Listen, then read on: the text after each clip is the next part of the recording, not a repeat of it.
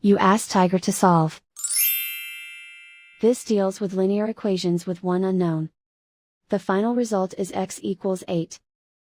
Let's solve it step by step. Simplify the expression. Expand the parentheses. Simplify the arithmetic.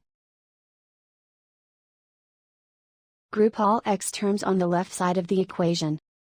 Subtract 3x from both sides. Group like terms. Simplify the arithmetic. Group like terms. Simplify the arithmetic. Group all constants on the right side of the equation. Add 44 to both sides. Simplify the arithmetic.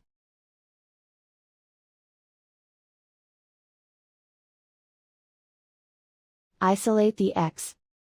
Divide both sides by -2. Cancel out the negatives.